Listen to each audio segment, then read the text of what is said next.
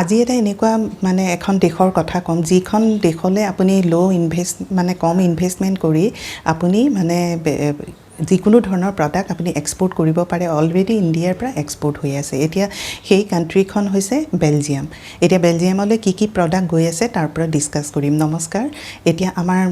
মানে ইনষ্টিটিউটত online offline class হৈ আছে আপোনালোকে জয়েন কৰক সিস্টেমটো মই কম এতিয়া আজি ভিডিঅ'টোত মানে গোটেইখিনি ডিসকাস কৰিম যে বেলজিয়ামলৈ আপুনি যিকোনো ধৰণৰ প্ৰডাক্ট এক্সপোৰ্ট কৰিবলৈ কি আপোনাৰ ডকুমেন্টেশন লাগিব প্ৰসেস কি বা হোল গোটেই প্ৰসেসটো মই স্টেপ বাই স্টেপ ডিসকাস কৰিম এতিয়া আহক কি ধৰণৰ প্ৰডাক্ট অলৰেডি বা কিমান পৰিমাণত অলৰেডি গৈ আছে এতিয়া 7.6 বিলিয়ন মানে ইম্পোৰ্ট কৰে বেলজিয়ামে ইণ্ডিয়াৰ পৰা গতিকে এটো এটা গ্ৰেট অপৰচুনিটি আছে আৰু অলমোস্ট সকলো ধৰণৰ প্ৰডাক্টে গৈ আছে এতিয়া নাম্বাৰ 1 হৈছে জেমছ এণ্ড জুৱেলাৰী আপোনালোকে কৰিব পাৰে বা আৰ্টিফিশিয়াল জুৱেলাৰী বা ইমিটেশন জুৱেলাৰী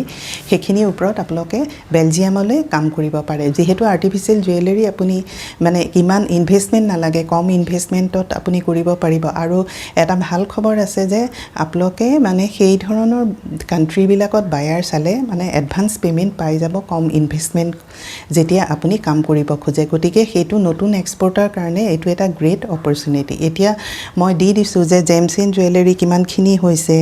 বা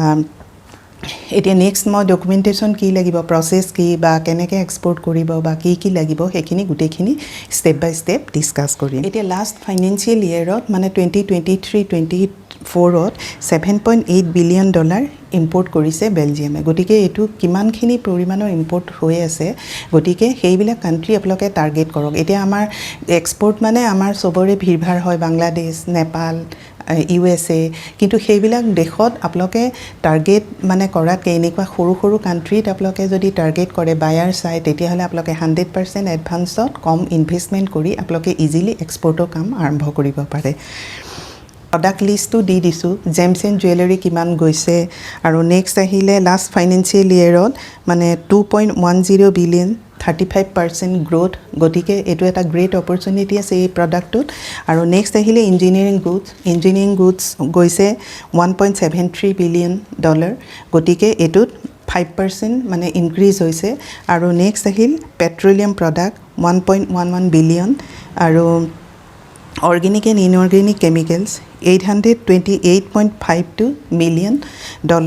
আৰু drugs and pharma products $574.41 million আৰু next agri products $269.22 million আৰু কিমান পাৰ্সেন্ট গ্ৰোথ হৈছে প্ৰতি ইয়াৰত হেতু মই দি দিছো আৰু next tobacco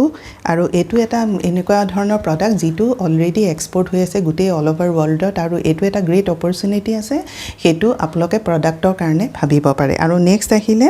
ৰেডিমেড গাৰ্মেন্টস এটো হৈছে 188.24 মিলিয়ন আৰু marine প্ৰডাক্টস 179.55 million leather products 156.84 million other products 140.42 man-made products 95.50 আৰু other products বহুত ধৰণৰ প্ৰডাক্টছে মানে ইয়ালে গৈ আছে গতিকে এইখন দেখলে এটা গ্ৰেট অপৰচুনিটি আছে যদি আপোনালোকে এই প্ৰডাক্ট বিলাকত কাম কৰিব খোজে আৰু স্পেশালি মানে যেটো আৰ্টিফিশিয়াল জুৱেলাৰী বা যেটো কাপোৰৰ মানে এক্সপোৰ্ট হৈ আছে গতিকে সেই ধৰণত আপোনালোকে কম ইনভেষ্টমেন্ট কৰি এই দেশখনলে আপোনালোকে এক্সপোৰ্টৰ কাম আৰম্ভ কৰিলে আপোনালোকে নিশ্চয় সাকসেস হ'ব আৰু যেহেতু পেমেন্টটো মানে কম ইনভেষ্টমেন্ট কৰিলে আপোনালোকে এডভান্সত পেমেন্ট পাব স্পাইসিস হৈ আছে 9.82 মিলিয়ন রাইস হৈ আছে 11.41 মিলিয়ন আৰু মানে কাৰ্পেট 13.43 মই গোটেই লিষ্টটো দি দিছো কিমান পৰিমাণৰ অলৰেডি এক্সপোৰ্ট হৈ আছে বেলজিয়ামলৈ ডেইৰী প্ৰডাক্টস কিমান হৈ আছে গুটেইখিনি মই লিষ্ট দি দিছো এই কান্ট্ৰিখনলৈ এক্সপোৰ্ট হৈ আছে ইঞ্জিনিয়াৰিং গুডছ বা কাপোৰ বা ৰাইস ফুড আইটেমস বা জেমছ এণ্ড জুৱেলাৰী যেটো অৰ্নামেন্টস বা আৰ্টিফিশিয়াল জুৱেলাৰী এই সকলো ধৰণৰ ক্যাটাগৰী প্ৰডাক্টে এই দেশখনলৈ এক্সপোৰ্ট হৈ আছে এতিয়া বেলজিয়ামলৈ যেতিয়া আপোনালোকে এক্সপোৰ্ট কৰিব তেতিয়া এডভান্স পেমেন্ট পাই যাব আপোনালোকক মই আগতেও কৈছো যে মানে এনেকুৱা ধৰণৰ কম লো ইনভেষ্টমেন্ট কৰি যেতিয়া আপুনি কোনো এখন কান্ট্ৰিলে এক্সপোৰ্ট কৰিব খোজে তেতিয়া হলে আপোনালোকে মানে এডভান্স পেমেন্টত কাম কৰিব পাৰিব গতিকে এটো এটা আমাৰ কাৰণে বহুত ডাঙৰ সুবিধা আৰু আপোনালোকক প্ৰডাক্টখিনি মই যেতিয়া দি দিছো লিষ্টটো যে কিমান পৰিমাণৰ অলৰেডি এক্সপোৰ্ট হৈ আছে আগৰ ফাইনেন্সিয়েল ইয়েৰত গতিকে সেইখিনিৰ ওপৰত কম্পেয়াৰ কৰি মাৰ্কেট ৰিচাৰ্চ কৰি তেনেকুৱা ধৰণৰ প্ৰডাক্টটো আপোনালোকে HCS কোড উলিয়াই অনলাইন ৰিচাৰ্চ কৰিলে আপোনালোকে গম পাব যে কি ধৰণৰ প্ৰডাক্ট অলৰেডি ইণ্ডিয়াৰ পৰা কিমান পৰিমাণৰ গৈ আছে এতিয়া এই প্ৰচেছটোৰ কাৰণে আপোনালোকক ডকুমেণ্টেশ্যন কি লাগিব ডকুমেণ্টেশ্যনৰ কাৰণে মই আগতে কৈছোঁ যে trade licence GST IEC AD code register কৰিব লাগিব পোৰ্টত আৰু তাৰ পাছত মানে আপোনালোকে এইখিনি ফৰ্মেলিটিজ হোৱাৰ পিছত কোম্পানী ফৰ্ম হ'ল আৰু তাৰ পাছত আপোনালোকৰ মানে কোম্পানী ফৰ্ম হৈ গ'ল আৰু নেক্সট ডিউৰিং শ্বিপমেণ্ট আপুনি কি ডকুমেণ্টছ বনাব লাগিব ইনভইচেছ বনাব লাগিব আৰু বেংকৰ কথা আছে বা সেইখিনি আপোনালোকে জানিব লাগিব বা আনুষংগিক আপোনাৰ প্ৰডাক্ট অনুযায়ী ফাইটোচেনিটেৰী চাৰ্টিফিকেট বা মানে ফিউমিগেশ্যন চাৰ্টিফিকেট বা কাণ্ট্ৰি অফ অৰিজিন বা যিকোনো ধৰণৰ মেণ্ডেটৰী ৰিলেটেড টু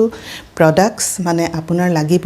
সেইখিনি আপুনি উলিয়াই ল'ব লাগিব আৰু তাৰ পাছত আপুনি সেই AD কোড যিটো পোৰ্টত ৰেজিষ্টাৰ কৰিব লাগিব যিটো পোৰ্টেদি আপুনি মানে এক্সপোৰ্টৰ কাম আৰম্ভ কৰে আৰু AD কোড ৰেজিষ্টাৰ হোৱাৰ পিছত আপোনাৰ কাষ্টম হাউচ এজেণ্টে গোটেইখিনি হেণ্ডেল কৰিব পোৰ্টৰ কাৰণে তাৰ কাৰণে মানে আপুনি বস্তুটো ছিষ্টেমটো জানাটো দৰকাৰী কাৰণ সেইখিনি বস্তু আপোনাৰ নলেজত থকা দৰকাৰী আপুনি কেনেকৈ কাষ্টম মানে CHA পৰা কোটেশ্যন ল'ব আৰু কোটেশ্যন লৈ কেনেকৈ কম্পেয়াৰ কৰিব বা কেনেকৈ গোটেইখিনি কাম কৰিব সেইখিনি কাৰণে আপোনালোকে ছিষ্টেমটো শিকাটো দৰকাৰী আমাৰ ইনষ্টিটিউটত অনলাইন অফলাইন ক্লাছ হৈ আছে জইন কৰক এডমিশ্যন হৈ আছে আপোনালোকে এবাৰ এক্সপোৰ্ট শিকি লৈ আপুনি এনেকুৱা ধৰণৰ কাণ্ট্ৰি মানে সব কাণ্ট্ৰিৰ কাৰণে প্ৰচেছ একেই গতিকে সেইটো মানে এবাৰ খালি ছিষ্টেমটো শিকক আৰু আনুষংগিক প্ৰডাক্ট অনুযায়ী কি ডকুমেণ্টেশ্যন আৰু মেইনলি কথা হ'ল যে বায়াৰ আপোনালোকে কেনেকৈ চাব বাহিৰৰ মাৰ্কেটত বা সেই বায়াৰৰ লগত কেনেকৈ কমিউনিকেশ্যন কৰিব বা মেইলত কেনেকৈ কৰিব বা কাৰ পৰা বায়াৰ লিষ্ট ল'ব এই গোটেইখিনি আমাৰ ছিষ্টেমত শিকোৱা হয় গতিকে কণ্টেক্ট নাম্বাৰ দিয়া আছে আপোনালোকে যোগাযোগ কৰক আৰু যিহেতু এই কোৰ্চটো মই অসমীয়াতে ট্ৰেইনিং দিয়া হয় গতিকে সেইটো অসমৰ কাৰণে সকলোৰে কাৰণে এটা গ্ৰেট অপৰচুনিটি আপোনালোকে শিকি লৈ বিভিন্ন দেশত আপোনালোকে টাৰ্গেট কৰক আৰু তাৰ পাছত এক্সপোৰ্টৰ কাম আৰম্ভ কৰক এতিয়া আজি ভিডিঅ'টোত এখন নতুন সৰু কাণ্ট্ৰিৰ কথা জানিলে যে ইউৰোপিয়ান কাণ্ট্ৰি যিখন দেশলৈ অলৰেডি ইণ্ডিয়াৰ পৰা এক্সপোৰ্ট হৈ আছে থেংক ইউ ফৰ ৱাচিং দিছ ভিডিঅ'